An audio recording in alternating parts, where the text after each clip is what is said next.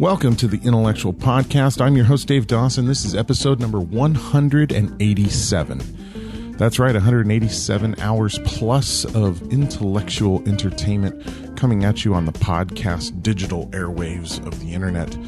And last week we had one of our big highlight episodes, Mr. Ernie Hudson, who joined us, an original Ghostbuster himself, and just all around solid actor. You've seen him in a million things: The Hand That Rocks the Cradle, The Crow, many TV shows he's appeared on. He's currently on APB on Fox, and we were just incredibly delighted to have him here on the Intellectual Podcast. It is, in fact, the culmination of 3 years of work on this show. We got a Ghostbuster on the show. That for me is one of our original lineup of, big wishes to have one of the Ghostbusters on our show. And we're just delighted still a week later that we had Ernie on. Thank you so much to him for joining us and talking to us a little bit about his career and his life. And if you haven't listened to it, make sure you go back and check it out. Today we return to a San Diego Talent Spotlight episode. This is with Steve Froehlich, who has become a pretty good friend of mine over the last year or two. I first became aware of him, was it 3 San Diego Film Awards ago. He was part of the filmmaking team that created Blood Brothers, a really wonderful web series that was shot here in San Diego. And they just cleaned up at the Film Awards, year 2 of the Film Awards. It was like if they were nominated for something, they won it. The film was so good. And Steve, of course, ended up on stage a whole bunch of times, and I became very aware of him. And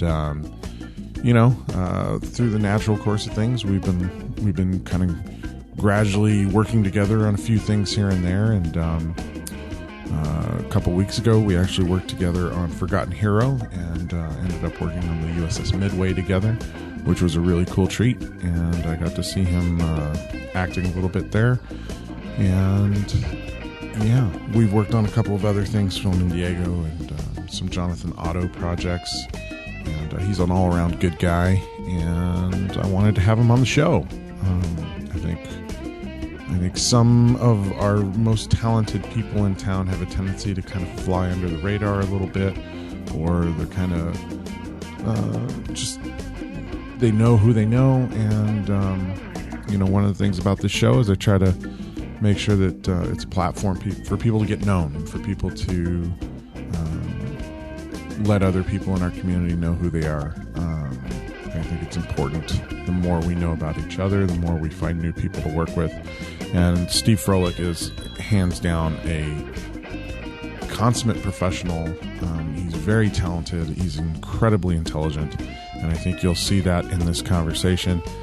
He's somebody I definitely recommend working with. And Whitney and I had a wonderful chat with him at Studio Unseen. And thank you to the Studio Unseen guys for letting us use the space to do the podcast. A lot of great stuff going on down there. If you haven't checked out Studio Unseen, make sure you check them out on Facebook or on the internet. They're on the verge, I think, of doing some really cool stuff for the San Diego film community. So keep an eye out for what's going on there. And now we're going to bring you Steve Froehlich on the 187th episode of the Intellectual Podcast. Talk hard and enjoy the mindgasm. The Intellectual Podcast starts now. Mic check, mic check. David Dawson up in the house. So wait, do you actually know what the play is then? I guess so, Yeah. if you're getting a call back. Yeah, I don't care if I say it. What is? We can say it. We're not- If you want to have this conversation we just had again, then that's fine too. No, that's all right. All right. Maybe. We'll see if we get to that point. Ironbound. I don't know that one. It's pretty cool. It's this Slavic lady. It starts off and there's 3 guys with her in the play. She's about to break up with a guy. He's been cheating on her. He's going to kick her out, and then she's like, "Don't kick me out, pay me, and I'll stay." So it's that relationship, that battered relationship. And then it flashes back to her husband when they were just coming over to America, and it's in New Jersey. And then it flashes forward to when she's kind of broken up with the guy, and she meets this like young kid who kind of challenges her to go back to him. So it flashes in between the three guys over like a 22-year period. So I would play one of the characters. Are you auditioning for the Slavic character? Well, they gave me an option to choose. And the third one is kid's like a teenager. He's a teenager, so I wouldn't do that one. The Slavic one, he has to sing and play harmonica as well. Woo! So it's 6 months away. I know if they were to invest in lessons, I could learn how to do it. I just saw Blue Door at Moxie, and Cortez Johnson, this guy, trained with Lee Scarrett, and she taught him how to sing. Oh, wow. From not being able to sing at all. And it inspired me because I'm like, I want to train with her. Because he sang in this, like, more like folk kind of bluesy, I guess, kind of style. And his voice was beautiful. So she trained him how to do that in like a 1 month period. And I was like, no way. They're like, yeah, he couldn't even carry a note in the beginning. So I got excited because I'm like, maybe I could do this role if I had the training 6 months to lead up to it. Even with the harmonica, he only plays a couple riffs, so I'm sure I could learn something. But the other guy is just a guy from New Jersey, so we'll just having an accent. But the Slavic one, they even have him speak in broken English. So that would be a very challenging role because you'd have to sing, have an accent, learn Czechoslovakian, I think it is. And there's Czech. I think it's Czech. And then have the accent and speak in broken English. So it'd be like a lot. How's your Slavic accent? Yeah. That's not encouraging. No. I'm not good with accents. I did an accent last year and I got one of the reviews. I was so nervous about it and they mentioned it and then someone else mentioned it in a review and I was like, that's not what I wanted them to notice. Accents are hard for me, but I've never been coached or trained along the way. So what's best I found is to find a native speaker. Like I was doing a role where I was a Russian spy and I happened to be living with a Russian woman in LA, which was very helpful. Yeah. And I would just had her read and record through my lines. I'm like, okay, great. So I had very specific how she would say it. So I just ripped off her voice completely. Nice. I guess we've started, right? Yeah, we're rolling. Should we introduce who we're talking to or just keep it a secret? We're talking to the incredible Steve Froehlich. Hello. Hi, Steve. Thank you for having me. Thanks for joining us. So you we spent a little bit of time before we started rolling with you, grilling me about what the podcast is about. And this is it. Okay. You guys were doing great. Yeah. I thought we were just warming up, but okay. That's all I have to say. Thank you, everybody. I appreciate it. Mic drop. No, I actually it's interesting the accent thing. Because I think a lot of actors are scared of accents. Anytime you're pushed out of your zone, when I act, I try to do the best that I can do at that time in my career. And I know I'm not one of those actors that believe I can do everything. I know what my limits are. And so in my stage in my career, it's try to be the best actor that I can be. And I know now it's trying to take on other things like, okay, let's focus on my voice more. Let's focus on movement or focus on accents and try to do those. And trying to add layers. Some people are just natural performers. Some people are great singers. And usually the singers are the ones that can do accents really well because they can control their voice. So it's trying to add those other layers to my performance is where I'm at. But it is challenging because you could take anything, take someone who's not from America and they have an accent, and then they do a movie or a play and you hear their accent, you immediately start to think, where are they from? And you might not be focused on their acting at all. Right.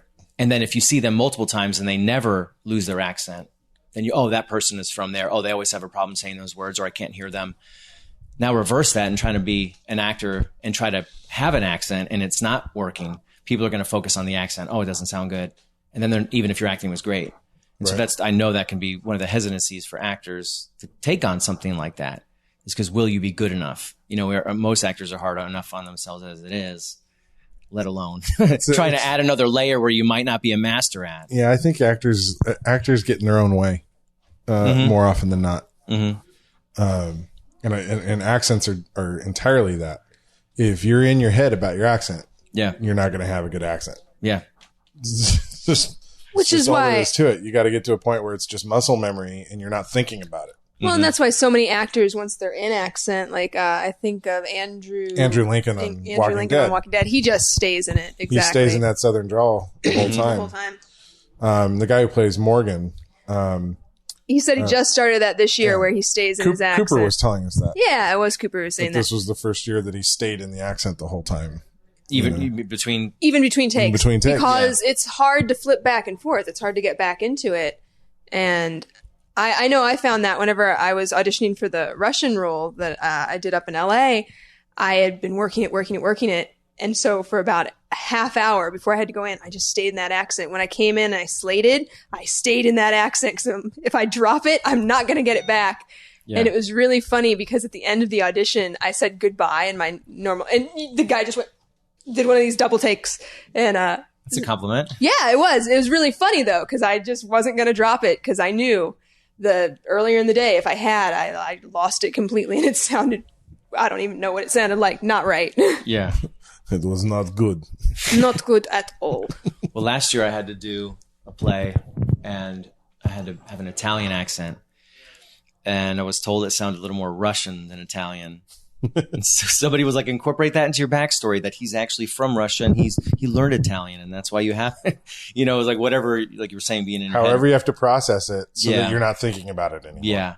And I try to just hit a certain words in the script a certain way, but beforehand, David Allen Stern has all those, I think it's like 25 different accents that he does, his dialects that he does in his series, and I think they're from the 80s.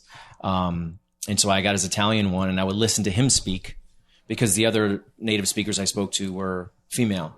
So even though the inflections are different, it's different, and their voices in a different range. And I would just listen to him, even just counting, and that was part of my warm up, was counting with the Italian accent, and then saying those certain lines. And once I got to the theater, in my mind, I was always just trying to stay in that. I'd go off by myself and just speak to myself with an accent, trying to hold it that whole time.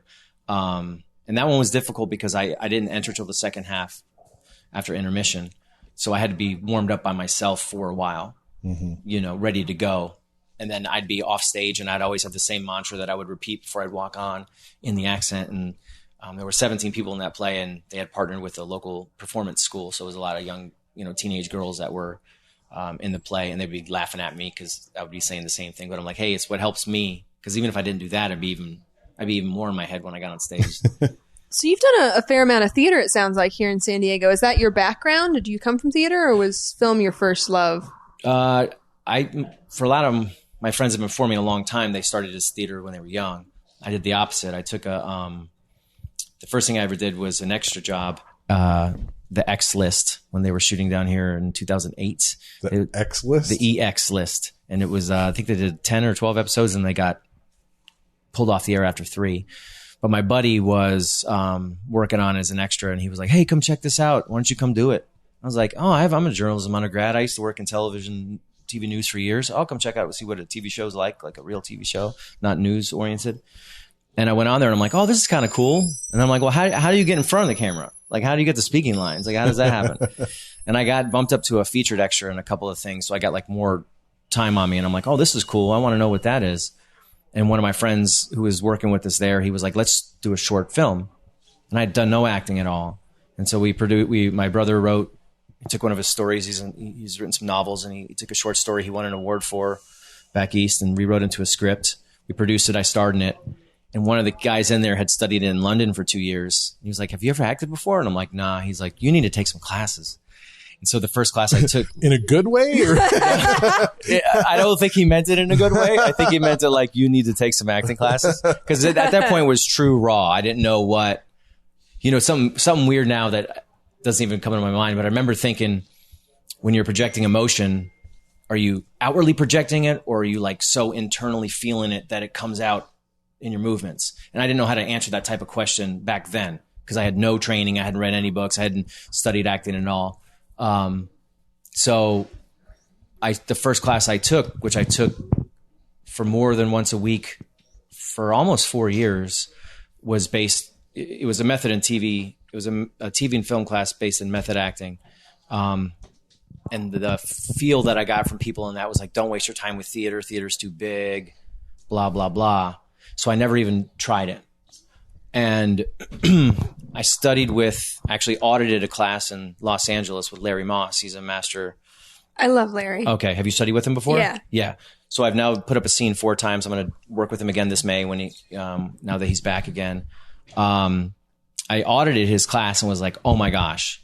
And there were superstars that were there. There were people that were on TV in the class, that were in feature films in the class. And I was like, they all do theater. And Larry was like, you need to do theater because it teaches you how to be an actor and teaches you that foundation. And so I had no experience with any of that. I thought theater people back then were weird, were too big, too showy. And I'm like, that's not me. That's not my style. That's not who I am. And so I didn't want to do it. But then I took Larry's class, was like, I need to try theater.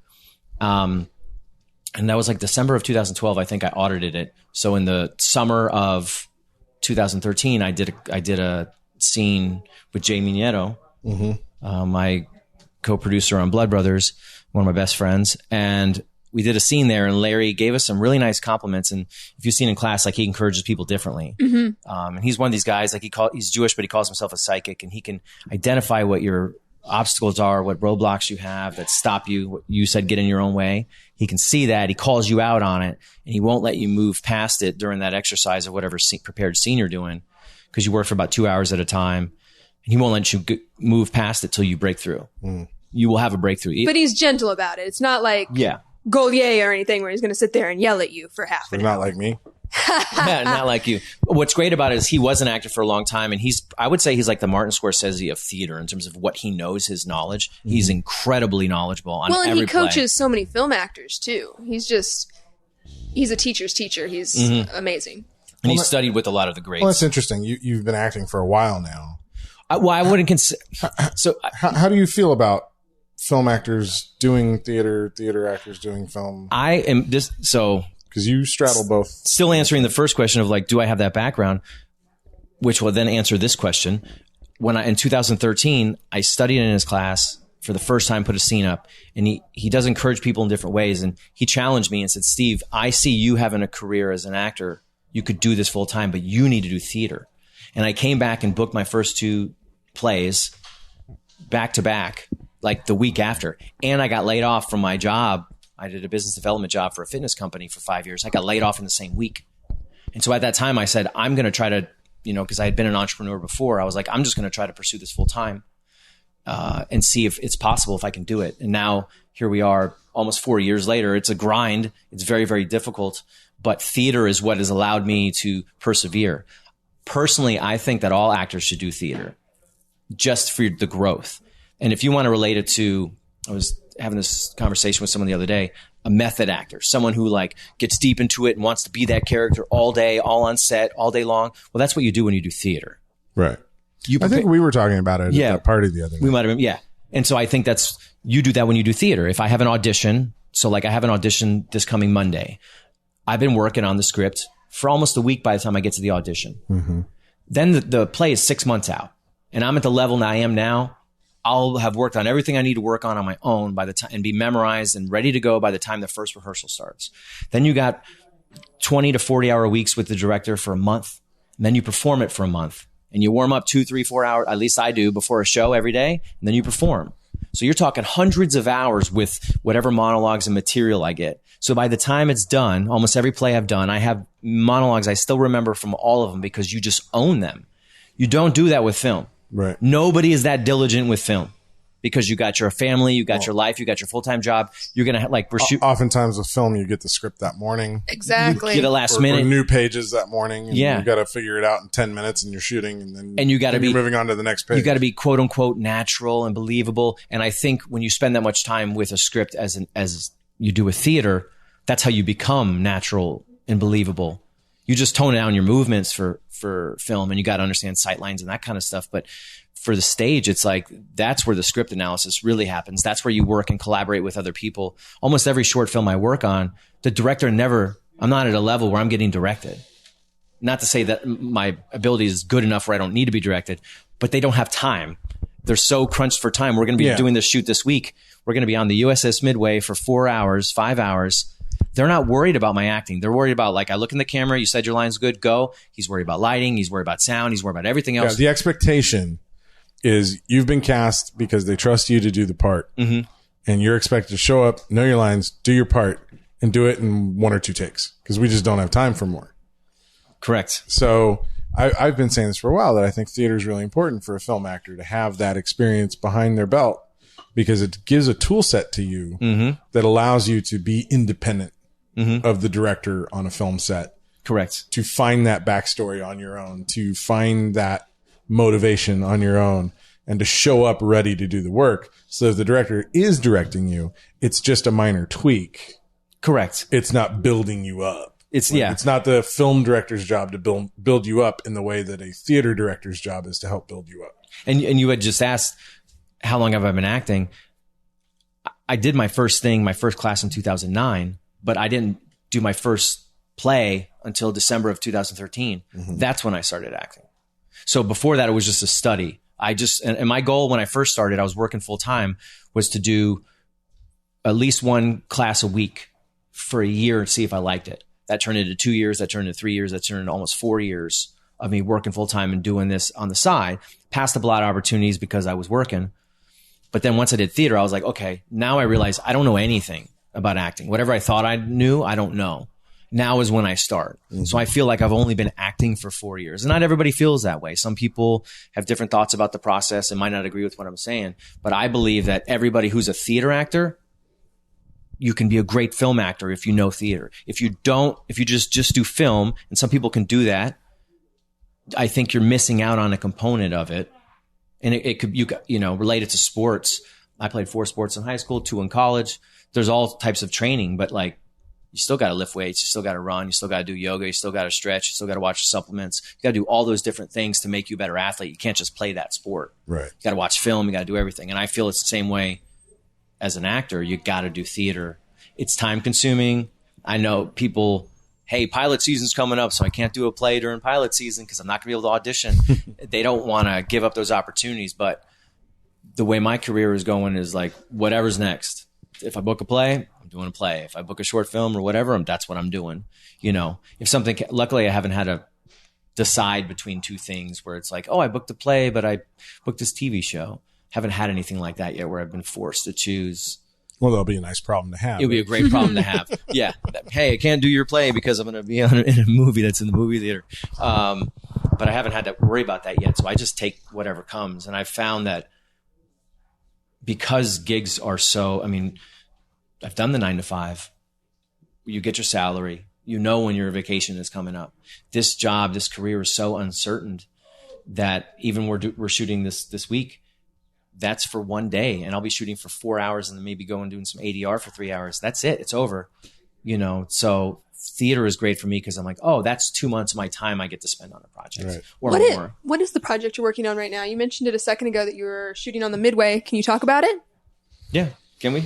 Are we allowed to? This is going to go out next week, so we'll be wrapped by the time we talk. So I think we can. It's called Forgotten Hero.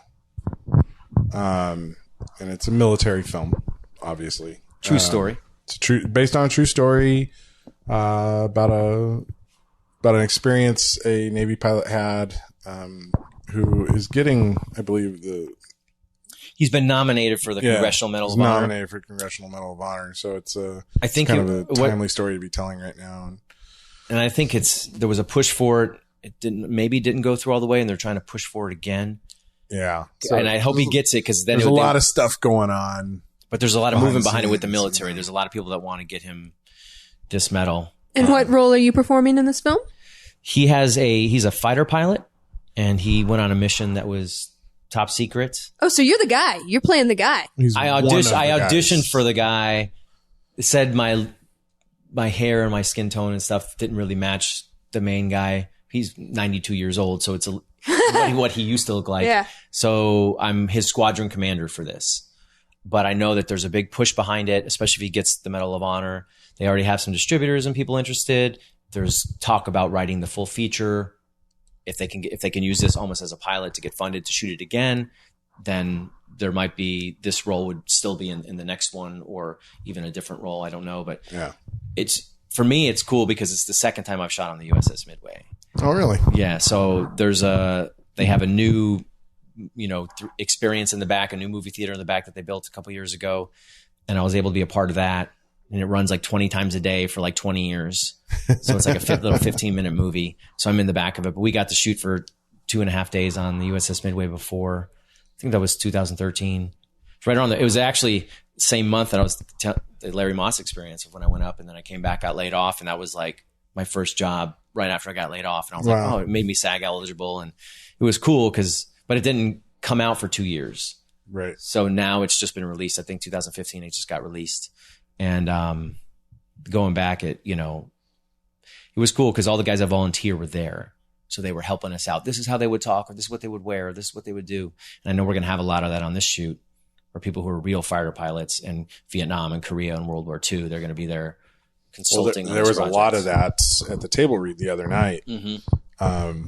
There's a lot of radio chatter because it's Navy pilots talking back to the ship and just getting those inflections right, getting the tone and the pacing and everything, so that you guys sound like you're actually Navy pilots.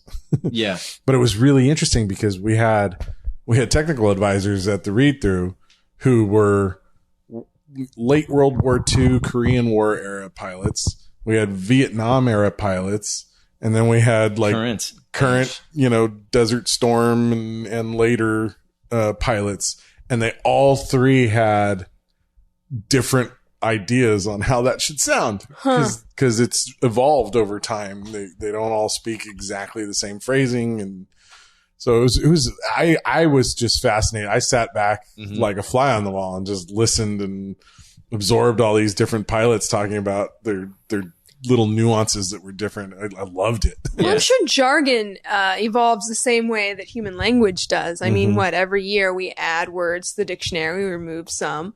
Things change their meaning. So I bet that was a lot of fun. You're watching history in action. Yeah, it was incredibly cool to see. He was a whippersnapper for 92.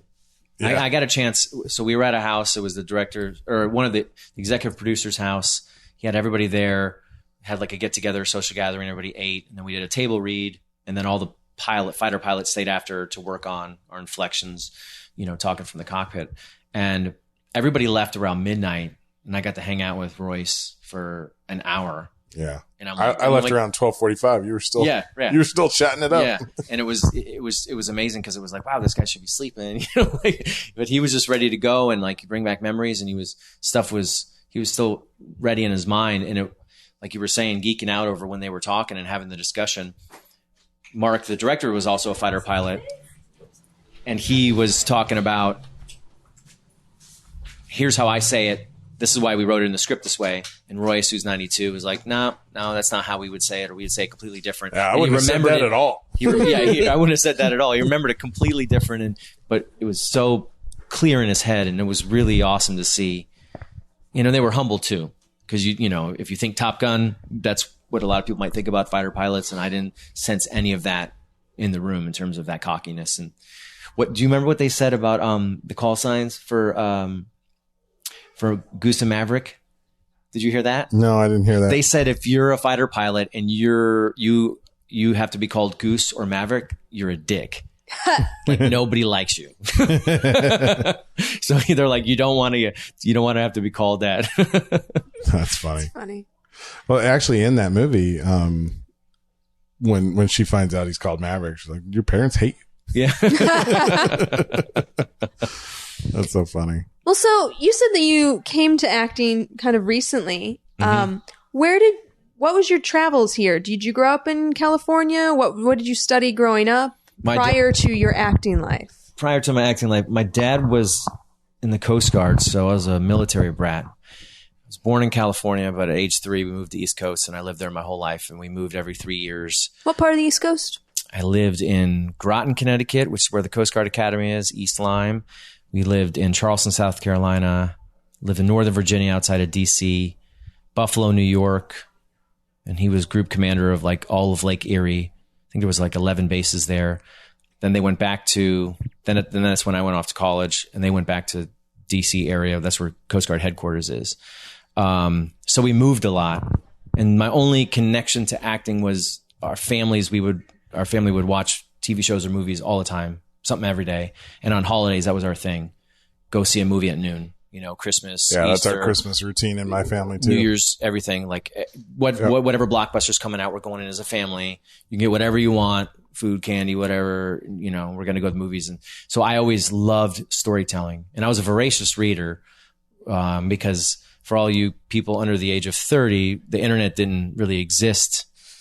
Al Gore might said it, he might have invented it back then, but it really didn't exist back then. So you went to the library and you got books. What's a library? Yeah, what's a library? And you could check out 10 books at a time. And my mom would take us every week. I'd check out 10 and I'd read them all. Yeah. And I was reading novels by the time I was like 9 years old. So in my mind, like I love stories, science fiction, and storytelling. So fast forward, go to college, and I have a journalism undergrad, and I found out that I loved to write. And then I ended up being a photographer on this one assignment where I showed up and there was no photographer to take any pictures. So they gave me a camera, go write the story and take pictures.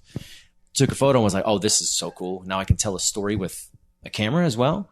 So I took some photo classes and then became the photo editor of the newspaper in college, and found that I liked that aspect of storytelling more than writing, even though I was the visual aspect? The visual aspect, and just being able to create with the camera.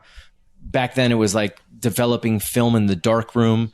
DSLRs, I remember I worked the NCAAs round 1 and 2 at Cox Arena in 2001. And the first DSLRs had just come out. And they were like $5,000 just for the body. They were like 2 megapixels or whatever. Yeah. And I was working I used to be a runner sometimes with a guy from the Associated Press with one of my friends. He had got me that gig. And we were shooting at Cox Arena, and they had a relay from the camera to the guy editing on Photoshop in another room. And it was the first wireless relay that they were really like trying out. So they had to like do repeaters, every, 10, 15 feet so that they could actually take a photo, and within 15 minutes it would be like downloaded, edited, and then uploaded online to the newspaper. So it could be like online. That was brand new. And they were still trying to figure out the technology. So like when I was a photographer, I'd go shoot a football game and shoot 40 rolls of film. Right. And I'd blow through a budget. Have to wind it. Yeah. And go in the dark room. And so I love that aspect of it, of the production. You just like getting high. Yeah. Well, we would actually room full of chemicals. Well, we would actually, because the dark room, you get so used to navigating in there that when you're developing film, and it's pitch black when you're developing film, we would bring a 6-pack of beer. And because 40 rolls would take two hours or so to develop, because you do batches of 6 or 12 depending on how much you have. And there were 2 of us that would shoot the games, and so sometimes we'd have 80 rolls of film. We'd go in there like, all right, we're each going to drink a 6-pack. There was a sink in there, so you could pee in the sink. You didn't even have to leave. It was like, hey, we're guys, just college, just like, packing a lipper, whatever, and you're in there. And it was just a fun time, and the production aspect is really cool. And when I was in my journalism program, one of my teachers, we did a broadcast class, and I went to be a reporter, and I would get nervous because I was like a super anxious kid and nervous all the time and didn't like public speaking, and I didn't like being in front of the camera. And then one of my teachers was like, I can get you an internship. I got a paid internship at KPBS. I got an internship at NBC in sports, and I got an internship at Cox Channel 4 when they used to have the Padres contract. And that was all in production. And since I already knew how to shoot, I was like, oh, give me a camera. Oh, that's what I want to do. And so that was like my only connection to what I do now. That was my career at the time. I ended up getting out of it because I wasn't making any money. I was perpetually broke, which is kind of no different than now. But I just wanted to do more. I wanted to be able to travel and afford to travel and stuff. So I got out of it. I wish I would have never had, but it's kind of interesting to see how it's kind of like circled around, even though it's a different medium, but the same industry that I'm in. I've always had that love for storytelling, and I've always had that love for TV and for movies and stuff. But I don't have like 20 years experience. I still feel like I'm new, like fledgling at it. Well, I was just telling these guys in a meeting upstairs, I've been working in the entertainment industry since I was in high school, which is now over 20 years ago. And I still feel like I'm learning this thing and trying to figure it out. Like, I don't think I don't think you should ever feel like, oh, I'm an old hat at this. You know, I look at the people that inspire me, like Bob Gardner and Shotgun Tom, and those guys are still learning and striving to do new things and not kind of settle down and go, well, I've been doing this for 50 years. I know what it's all about. You know, they keep learning new things in this industry, new ways to approach the work, new ways to create. And I think that's what makes it an interesting thing to do. You know, like you should always feel like you're new at it. I think that keeps you going. Keeps you fresh too. Yeah. One of my great aunts, before she passed away, I think she was like 84. She was like, always feel young. Always feel young. And I do. I'm not going to say my age, but I in my mind, I feel like I'm that 23-year-old, you know, year or two out of college, doesn't know what's going to happen with my life. Like that's perpetually where my mind is always at. No matter how much experiences I've had or whatever I've accomplished or whatever I've tried and haven't, I still feel like that kid. And she was like, don't ever lose that. She's like, that'll help get you through long age. Well, that sensation, I think, keeps you hungry. Yeah. You know, keeps you hungry and keeps you motivated. I love that feeling. Well, that's the people who live really long. They stay active. I think there's this lovely gentleman, George Petro, who owns Petro Foods, a partial owner of French Gourmet over in PB. Man's 94 and 95 years old. He still goes and he does the farmer's market down in La Mesa, and he'll tell you all about, he used to be a costume designer in Hollywood, but keeps going. He still keeps interfacing with people. You have to find what you love and continue doing something that you love, and you keep the vitality. Yeah. So when did you come to San Diego? I moved here in 1999. My dad is from Lompoc, which is up by Santa Maria. Yep. And we would always visit, not always. When I was about 12, we started coming out every summer and visiting. And I was like, California is awesome. And I'm from the East Coast. And I've been like in the blizzard of 96 in New York, when we were in Buffalo, I got snowed in my house. Literally snowed in the house. I thought it was just like a drift because they would plow the roads, really good at plowing the roads there. The roads were always clear. And then they would put on the sidewalk and then the wind blows it up to your house. Right. We got like 8 or 9 feet of snow in like 2 or 3 days and we got snowed in.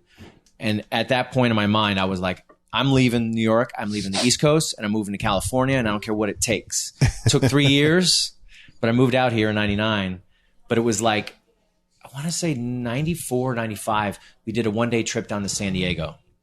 And that's when I fell in love with San Diego, because I had been to California a couple times, and we came out every summer.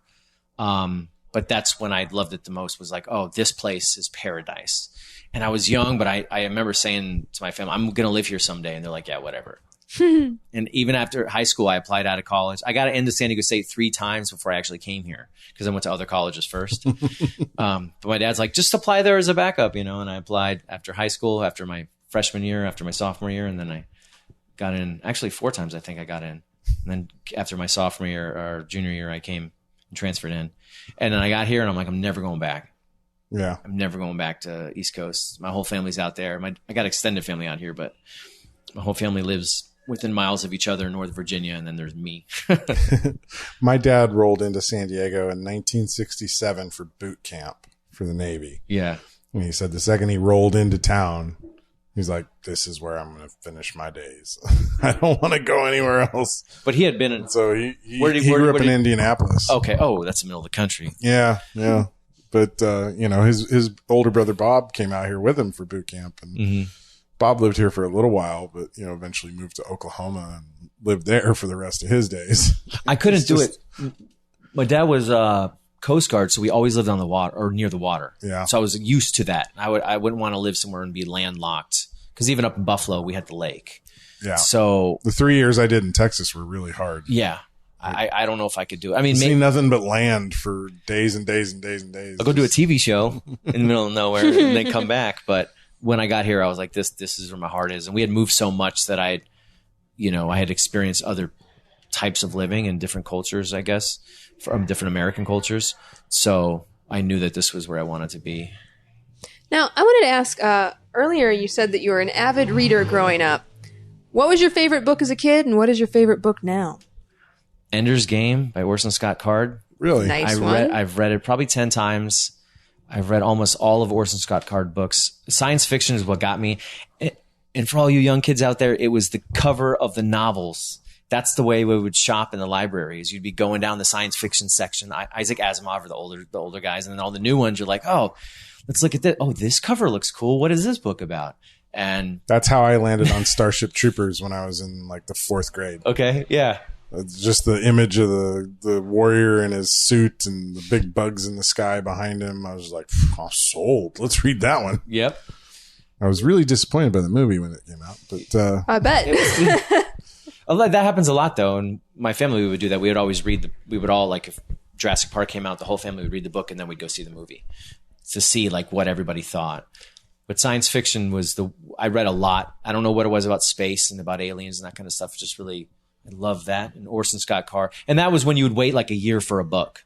You'd know the next one's coming out and the next one's coming out. And then you'd get the little mailer and they're like, or inside the book, it's like coming out, it was 1985 or 1986. And they're like, oh, coming out in 1987. And you're like, I can't wait till this book comes out. And you'd reread the same book over and over. I mean, that's George R.R. Martin fans are experiencing that right now and continuing to experience that. Have you read any of his books? I've read all of them. And Have you read Wild Cards? Okay, I haven't read that one. But I've read all of the Game of Thrones series. Song of Ice and Fire is the actual series, but what Game of Thrones is based off of.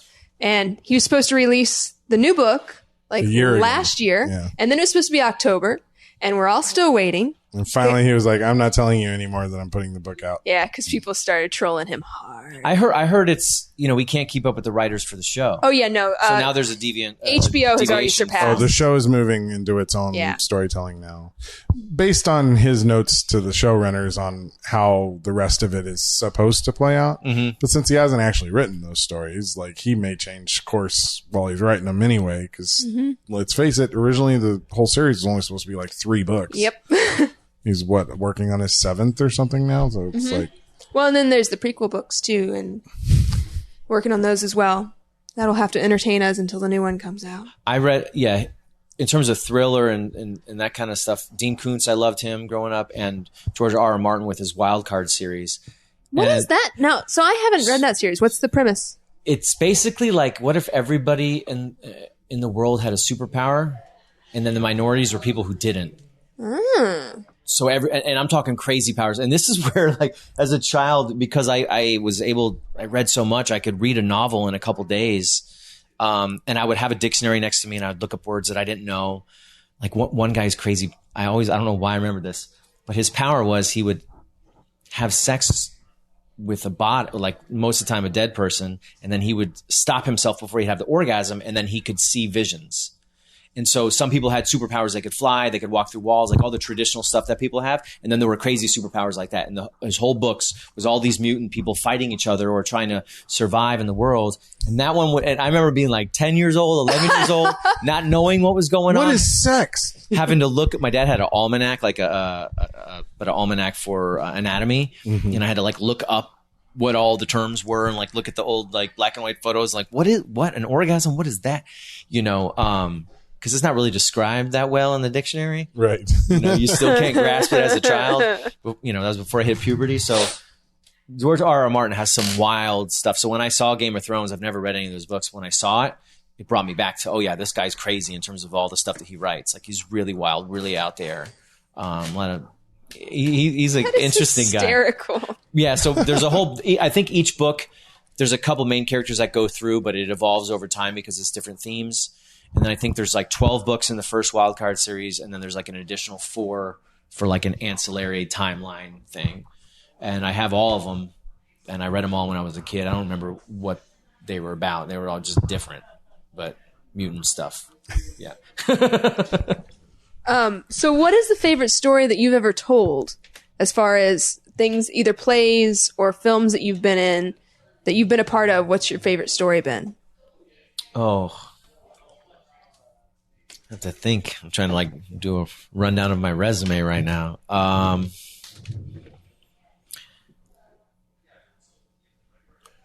think it would be, it's a deep, heavy one. I did a world premiere on a play.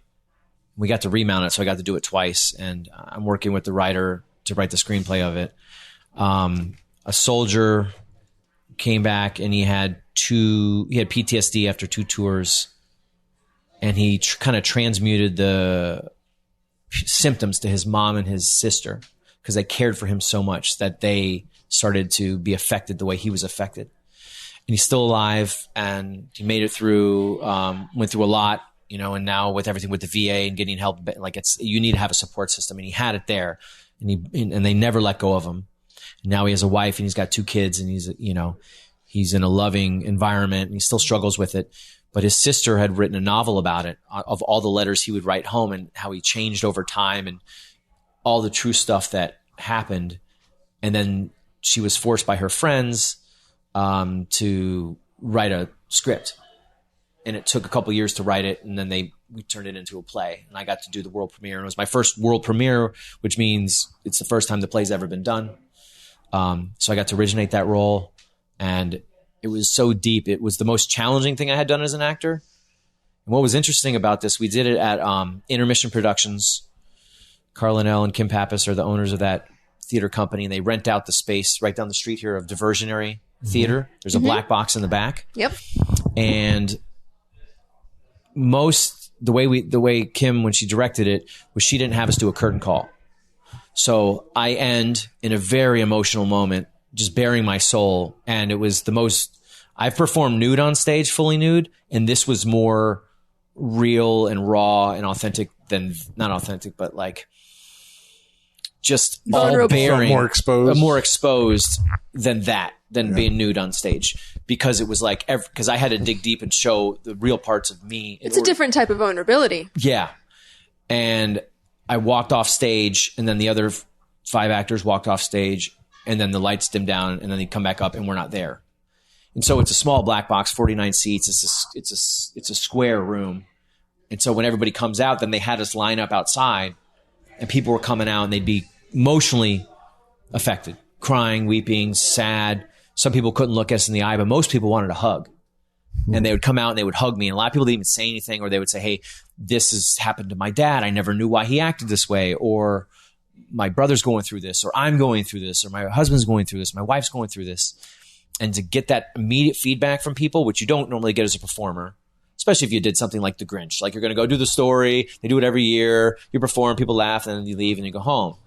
And that's how a lot of performances, you don't get that feedback. This one, maybe it means more to me because I was affected by it. And it was like the most work I had done on me, but it was 2.5 years into my journey as an actor from 2013. So I felt then I was like prepared to be able to take on something like that. But that one meant the most to me. And I still want to tell it again. And now, having been a producer and done some film, I want to make this into a movie. But I want to, it's going to be a multi-million-dollar budget. Like, it's going to be a big ordeal to take this on, but that's a story that I still want to tell. And I want to act in it. I want to be the guy who tells it. But that one always holds a place in my heart. It was fun from an actor's perspective on the technical side of what you needed to do to tell that story.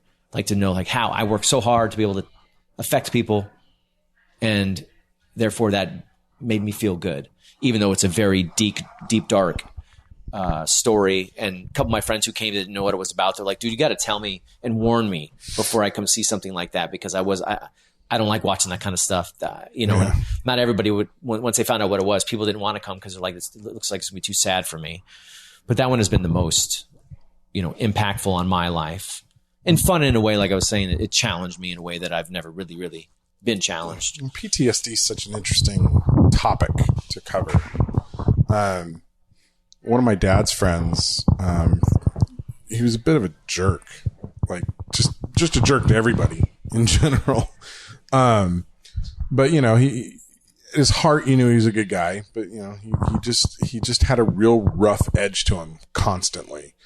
And he passed away about a year ahead of my dad.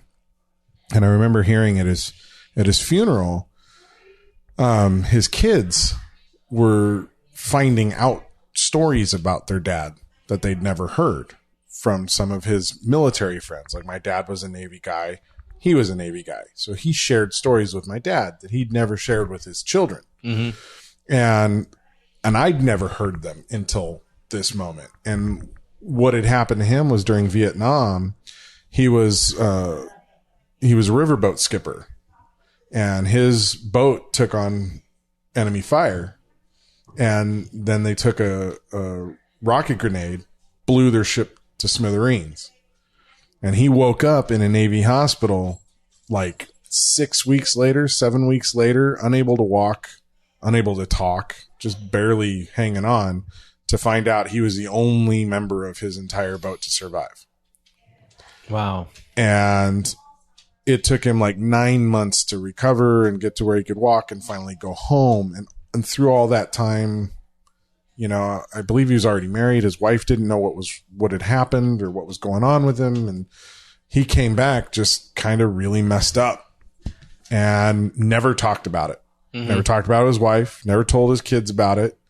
Didn't tell any of his military friends really what had happened, or his best buddies that he had grown up with, until literally a couple of years before he died, 35, 40 years after the fact. That's when they started to find out. And they're like, this explains so much about why he was so rough around the edges with people, especially the people he loved. The people he loved, he kept at a distance, like, all the time. And they didn't understand that growing up. And then, hearing the stories after he passed, like, they suddenly understood their dad in a way they just never grasped. But that PTSD is so hard. It's so hard on not just the person suffering it, but the family members and the people around them. And oftentimes not understanding why things are feeling that way. Well, I mean, that's an amazing story to tell. Just from our generation, at least it was, and I'm sure your dad would be in military, you don't cry. Right.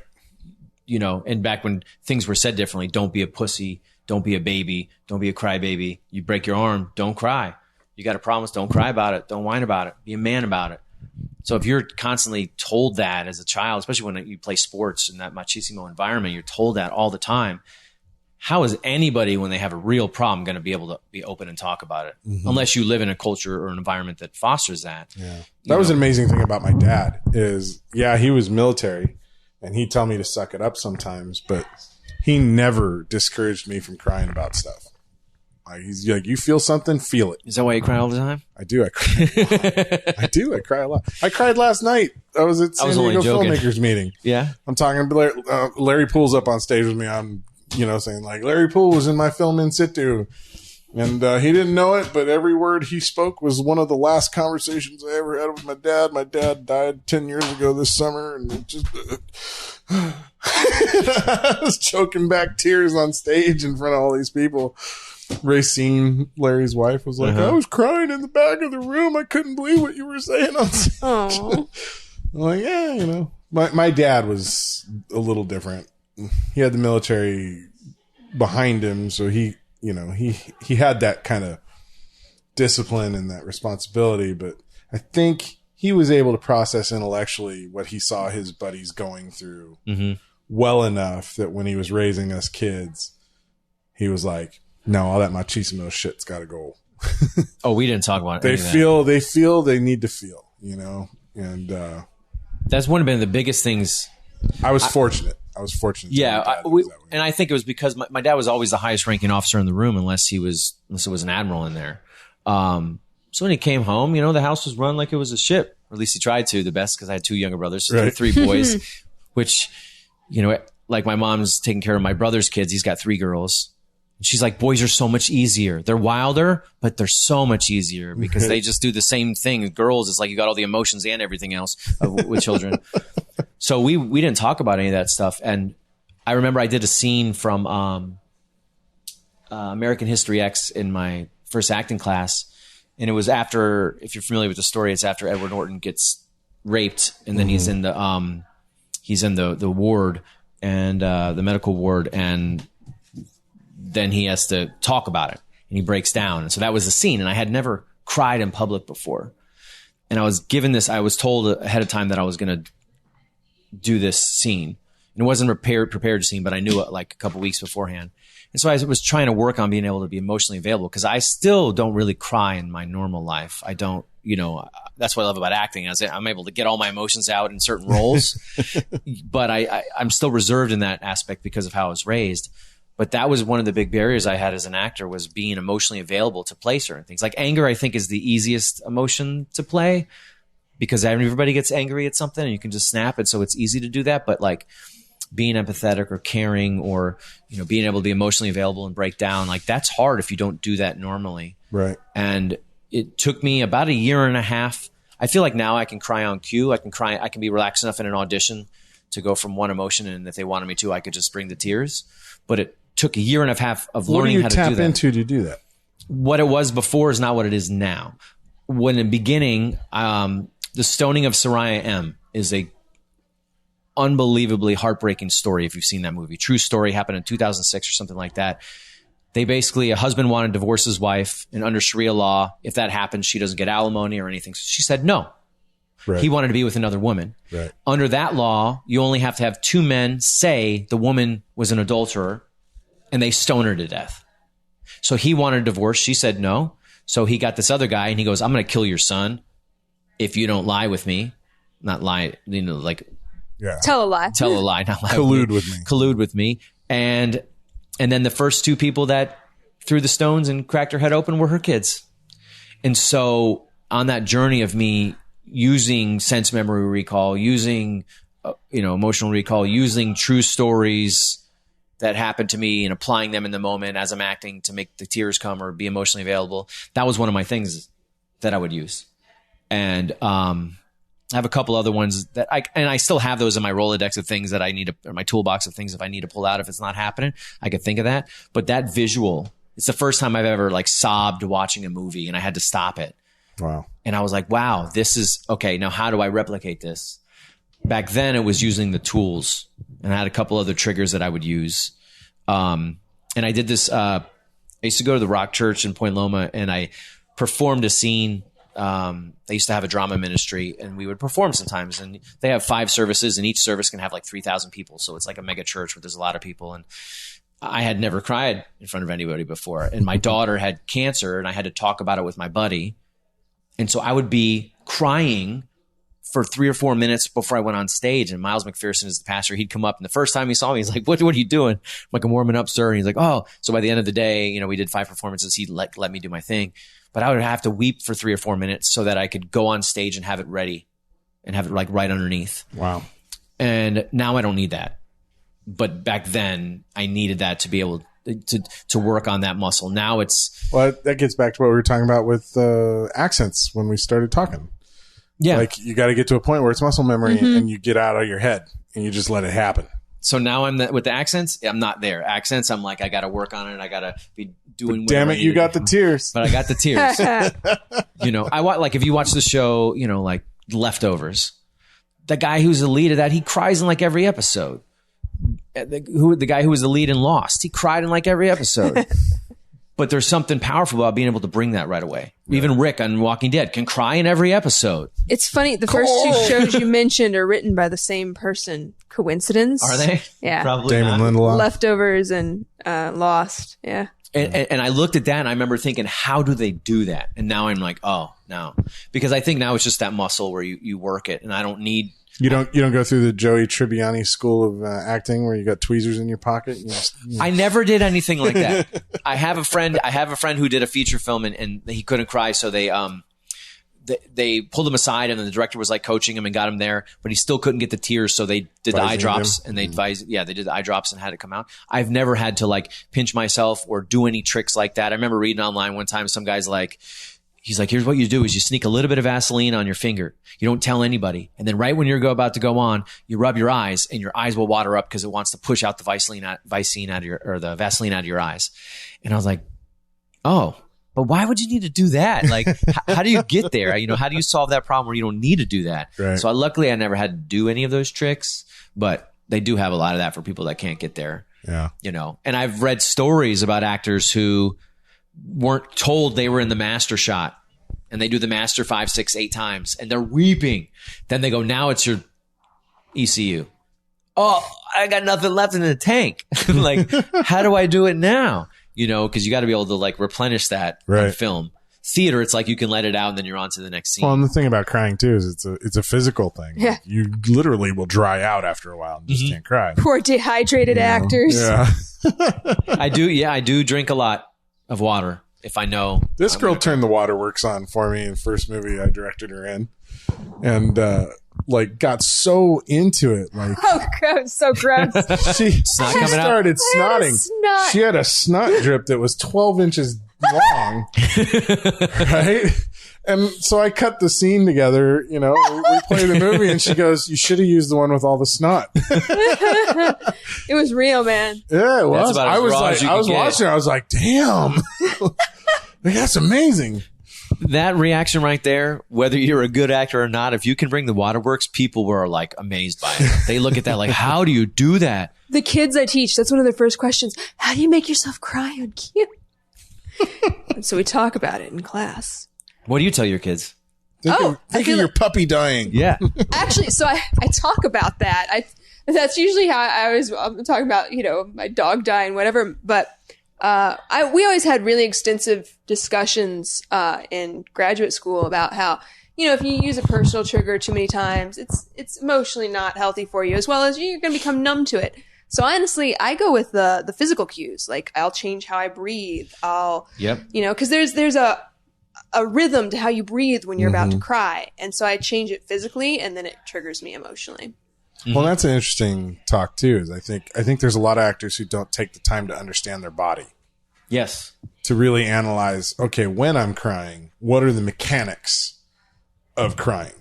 Not just like, but how does my breathing pace change? What does your how does posture my look chest like? work? Yep. You know, what is my back doing while I'm crying? Like, I think there's a lot of actors who don't take the time to just figure out what the musculature is, what the skeletal movement is, what that process really is. If you can tap into it physically, you can turn the waterworks on. Breath. Yeah. Breath controls so much. And honestly, I didn't start to understand that until after grad school, whenever I was working with a woman named Kate Burke, and we were studying Shakespeare and going through the breath work for reading, you know, iambic pentameter. And that, you know, finding the breath in there and putting the emotion in these, you know, it's a mouthful when you do Shakespeare, but there still has to be that emotion there. And that's when I finally started finding, oh, how much breath can trigger all the spectrum of emotion. Have you guys ever had body work done, massages or anything like that? Or have you ever done yoga? Yeah. Have you ever seen anybody break down in a session? Like if you did a group yoga class and people will do a stretch and they'll just start weeping. It's that physical release. Even when you're getting body work done, somebody could hit something like your psoas, which is down in your hip. It's like they could hit that part where no one's really got to before. And all of a sudden there's this floodgates of emotion that comes out. So if you can see that in somebody who wasn't planning for it, if like you're saying, if you understand the mechanics of your body, you can find what triggers you. And for me, it's deep, deep breaths, almost like a meditative breath. Yeah. And if you can, in 3 breaths, I can get it going.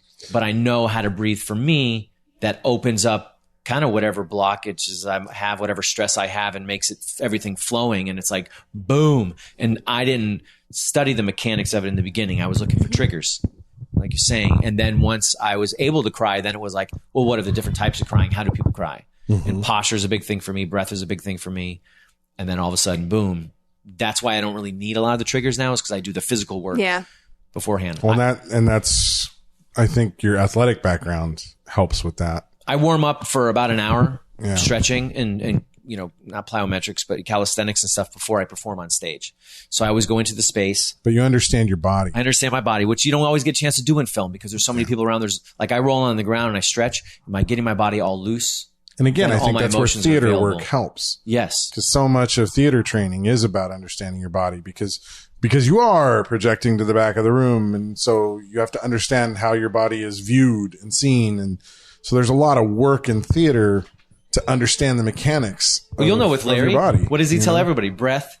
Are you doing voice work? Breathe. Yep. Breathe. You know, he won't let you do anything if you're not breathing. And most people, even when we're talking right now, like you're breathing up in the upper half of your chest in a situation like this. And so you're just talking and it's up there. Well, that affects your projection. That affects your emotional availability. And Larry is huge in that in class. To be like, breathe. Yeah.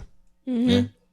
He suggested to me to do Kristen Linkletter's work because she does breath, but also physical acting. So it connects the breath to your body, and not like they can be separate. You kind of need lungs, but I think that's a really cool technique. I don't know. My mom was a perpetual breath holder, and she was a singer, which was really bizarre. But left to her own devices, she would hold her breath all the time, just like sitting around.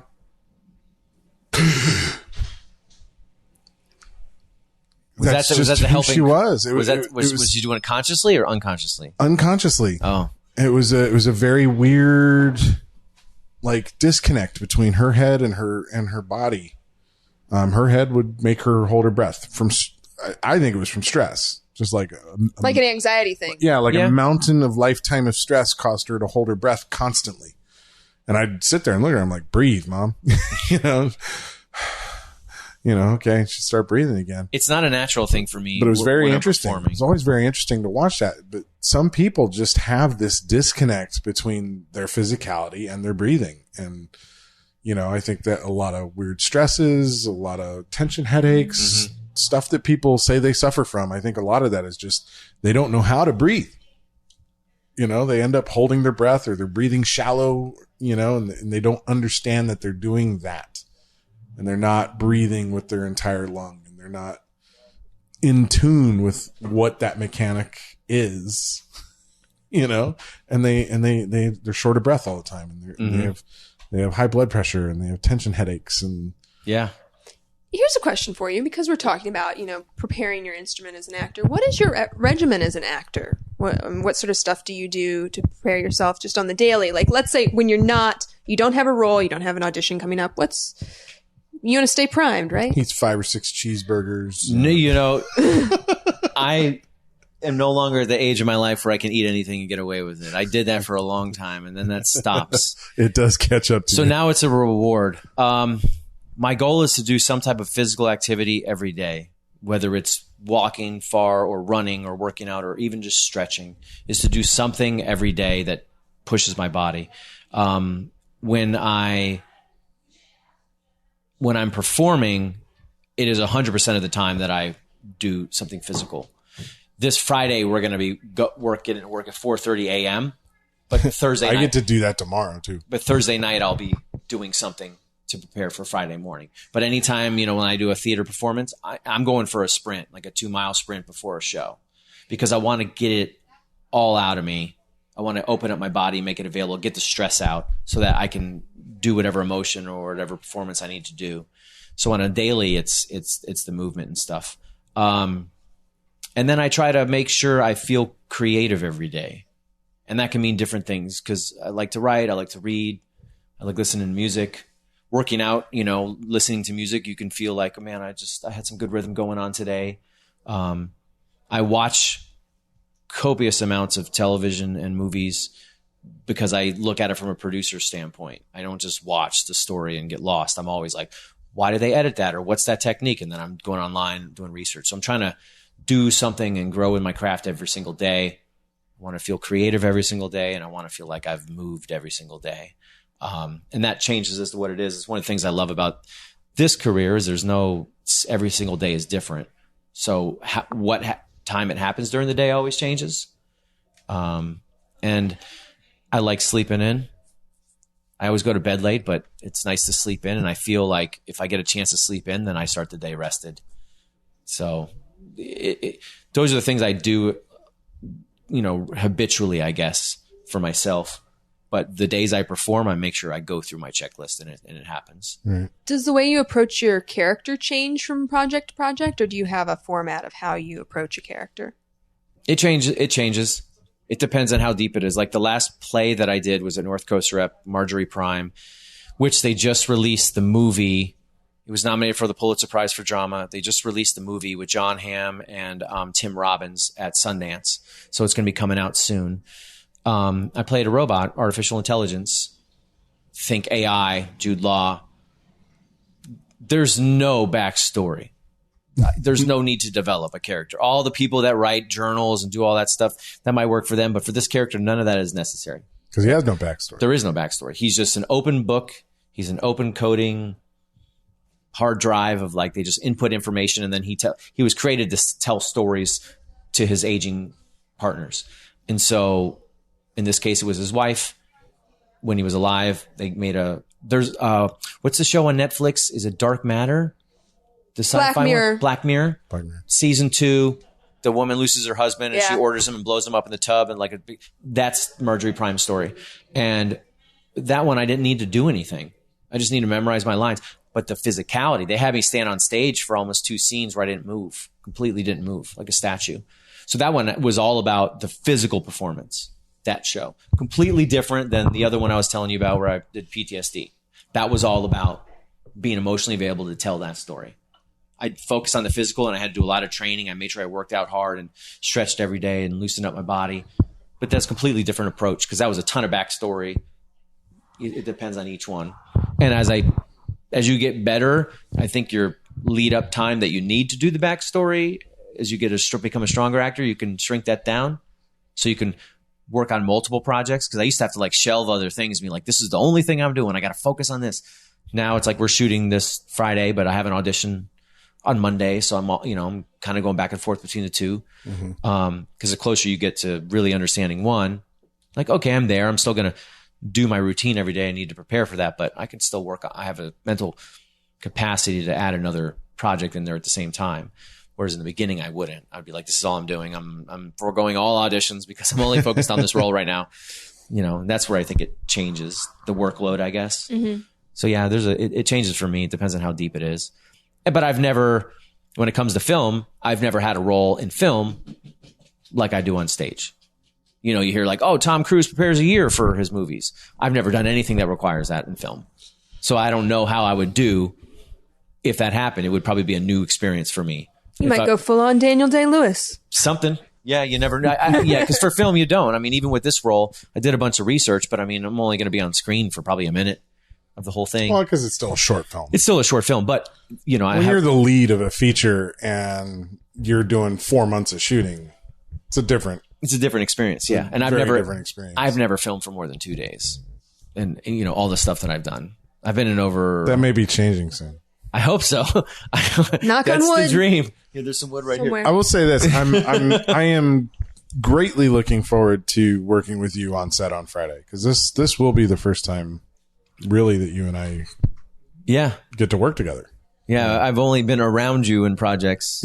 Yeah, but we've never worked circled together. The same general vicinity of stuff. No, film in Diego. Well, technically, we weren't working together. We were there at the same time. Yeah, like I was doing sound, and I think you were. I helped with all the pre-production, like getting ready. But on set, I didn't really. We didn't actually work together. Yeah. This will be the first one. And your first AD in this, I'm right? First AD on this, and you're acting. So you're technically going to be the boss on set. So you will be yelling at me. Possibly. No, it's my job primarily on this one is going to be about wrangling the crew and keeping the crew on point. Because you got a bunch of directors. Everybody, every role is a director. The gaffer, the camera, everybody's a director. Yeah, there's a lot of directors serving different roles on this film. But no, it's because it's the midway. We are being let on at 5, and we are going to be let off at 10. Yep. So we have 5 hours, but that's not really true. Mm-hmm. Because it's going to take 20, 30 minutes to get all the gear up to where it needs to go. And it's also going to take 20 or 30 minutes to get it off. So we really only have 4 hours to shoot. And we've got, a ton of scenes and 3 locations on the first day on the boat and 2 different locations on the second day. Best be concise. So, when I'm done doing interviews tonight, I'm going and working on call sheets. Yeah. And looking at the schedule for tomorrow and figuring out how much time everything's going to take. It will be cool to work together, though. It'll be fun. It's going to be fun. I've already done a couple days on the shoot. Yesterday was a blast. Today was doing the RC stuff. Today was right? the RC planes, which was fun. We dropped one in the water. In the bay? Yeah, they were flying and they banked over a boat, like a charter boat. Yeah. And I think it got radio interference and it just got locked into a bank and it banked all the way right down into the drink.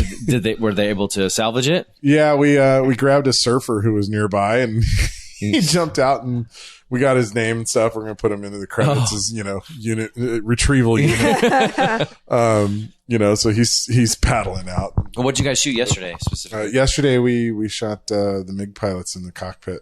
Oh, Bressons. Yeah. So I got, there are photos of me.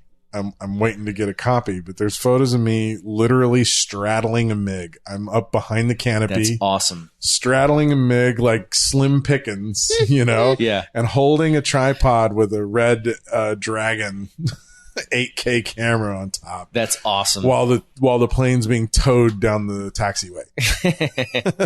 I'm That's super cool. I'm sitting on top of this thing. I'm like, this is living. Yeah. This is why I do this. Well, Larry, so I can have experiences like this. Larry was there on Monday, and I was talking to him on the phone. He's like, "Yeah, I'm here looking at the MiG," and I'm like, "Hey, send me a photo of it." He takes a selfie with it. I'm like, "I just wanted to see the MiG, not your ugly MiG." I will show you a picture of the MiG with no people in it. It was cool though. He's standing right next to it. I'm like, "Oh, that looks awesome." Yeah, there it is. So that is so cool. This is authentic. Somewhere in the archives of stuff. That is there's a picture of me Very straddling nice. the top of that MiG. That's great. I can't wait for that photo. Did they tell you how they found that? Yeah, in a cave in Israel. Yeah. So they were looking for a guy that had one. And I think they found somebody and they're like, "Oh, we have somebody else. It's a brand new one. It was fully loaded with munition, fully gassed up, and it was in a cave in the middle of the desert for 50 years or something like that." Okay. And perfect. And I'm like, how did it get in the cave? Yeah. And somehow there's no runway around there. Somehow they brought it to the States. They brought it through customs and everything. And when it got to the museum, it was still loaded with ammo and still full of fuel. They didn't unload it. Live ammo. Yeah. In the chambers. Which is really cool. Transport. Yeah. It was amazing. It was amazing getting to do that and sit on top. And while I'm sitting on top of it, I'm like, yeah, people pay money to come to museums so they can look at things like this, and I get to ride on top. Like I get to play out my Stanley Kubrick, dreams. That's one of my dreams is to fly in a fighter jet, like to actually, because I know you can take ones that are decommissioned and they refurbish them, and then they have you pay a couple $1,000 and a pilot will take you up, and I want to go. I'm going to hit a couple G's and see if I pass out. Hint, hint, birthday gift for somebody. Yeah. Just a $3,000 birthday gift. That's funny. Well, so when we sat down, you were nervous. Yes. This is something you've never done before. Sitting down and just having a chat and a talk and talking about you. Really? Yeah. How'd it feel? Well, the way we led up into it, like you were already recording, so I don't know if that's going to make it into the... Some of it will. Some of it will. Not all of it. But that helped relax a lot, just calm down. I do that a lot. I just hit record and just kind of let it go. Yeah. I thought so because I saw you playing with the levels and I'm like, I bet you this thing is recording right now. But I definitely feel more relaxed. You guys have been very welcoming, so thank you. Good. Thank yeah. you. How much time us. are we at? We are in total at 1:13 right now. Oh, okay. I was like, how are we going to... There's going to be nothing to talk about for 45 minutes. Yeah, there was 3 or 4 minutes before you realized that we were rolling already. So, I mean, we've been going a good clip. So. Cool. Okay. I didn't think there would be enough to talk about. I thought it'd be half hour. They've been like, thanks, guys, for coming in. 3 years I've been doing this show, 180-something episodes, and I can't tell you how many people say that when they come in. They're like, I don't know what I'm going to talk about for 40 minutes. I'm like, believe me, you'll be able to talk for well past an hour. And, if I don't stop them, some of them have gone 3 hours long. Well, I'm glad I got on the show because I think it was 2 years ago when you had talked about getting us on the show. So yeah, he had to get all the other superstars out of the way. All the other famous people. And then it was like, who's left? No, just kidding. It's always I'm saving the best for last. The best for last. Okay. Oh, thank you. But no, I'm glad that you're here now on the eve of us actually getting to work together. Yeah. We'll need to do a little recap or maybe something on the set, or I don't know if you'll have time because you'll be screaming at everybody. But just for everyone that doesn't know out there in listener land, the first AD is the drill sergeant that makes sure you stay on time and you cannot miss a minute of whatever you need to move on to. And they just, usually they're the people that like to yell, like to be bossy, which is not you. Larry Poole says to me today on set, because Larry got me the gig. Yeah. And he says, David, it was in situ that showed me that you were the right choice for this because, you know, in the face of everything, you just stay really calm. Most first ADs do not. They're the ones the people that freak out make the best first ADs because it's like goes with their personality. Yeah. You know, I am the more chaos there is, the calmer I get. Yeah. So, you know, I don't know if that's going to work as an AD. This is my first time being a first AD. So, is it? Yeah. Oh, good. So it's, you know, Rich Varville said the same. Oh, you're the first AD, so you're the drill sergeant. You're the one who's going to be knocking heads and getting everybody. I'm like, yeah, that's not really how I operate, but you know, sure, we'll see. My tone may change on the midway when time's running out. You know? We'll see. You guys can tell you come from a military background because you both referred to AD as a drill sergeant. I would say they're the stage managers of the film world. Yes, that is a very accurate. Spoken like someone with a master's. Thespian. Yeah, with a master's. I grew up in theater. Yeah. I am a thespian. Yeah, I actually am a thespian. Yep. We all are. Yeah. So, Steve, thanks for joining us. Thank you. I appreciate it. And we'll have you back on again. Cool. You know, especially the more we work together. Like I like to bring people on after we've worked together. And do a little recap. We also worked together with Otto. With Otto. Jonathan. Oh, Jonathan Otto. Yeah, we did work together on that. Was it Credit Secrets? Is that the one? Yeah, but that was a corporate thing. That's not. Still, we were producing together. We weren't like. Yeah. We weren't in your element like you're acting. Like I'm looking forward to working with you as an actor. Okay. And like directing is my thing. Yeah. I'm a first AD on this, but it's still. There's a directing in the term. Yeah, it's more the relationship I view of us having. In a working environment. One thing about the title First AD, what are your thoughts when some First ADs like to be called the AD? And I'm like, technically, doesn't matter. But I've gotten corrected. And I'm like, well, isn't the first AD is the top AD, correct? There's the director, there's the assistant director who is the first AD, and then there's a first AD and then a second AD. There are some situations where there's an AD and then a first AD, second AD, third AD. Okay. And it's my understanding when you're just an AD, you're much more of a director, like working with the director, directing performance and that sort of stuff. Whereas a first AD is the drill sergeant of everything going on. Second AD is the extras director. Yeah. Third AD is the extras director. Yeah. You know, and the larger the cast of characters on stage, the more ADs there are to kind of wrangle everything together. So that would make sense why the first AD wanted to be called an AD because they valued their position a little bit higher. I'm like, you just got to stop watching. You're just yelling at people. Like, there's no directing going on right now. But like, you know, in this case, you know, I asked Mark Sunday, the director, you know, I've never worked with you before. I don't know what your style is. How do you view your AD? Am I more of a logistical assistant director? Am I more of a artistic assistant director with you? Do you expect both? You know, how do you want to work? I just want to make sure that I'm clear before we show up on set. And he was very much like, oh, I want to collaborate. Oh, awesome. You know, he's like, I know you've got an extensive background as a director as well. So I really want to, you know, if you see things that we can do to improve, please let me know. Cool. So it's been a really nice working relationship. Yeah. And again, we've got a top rate crew on this.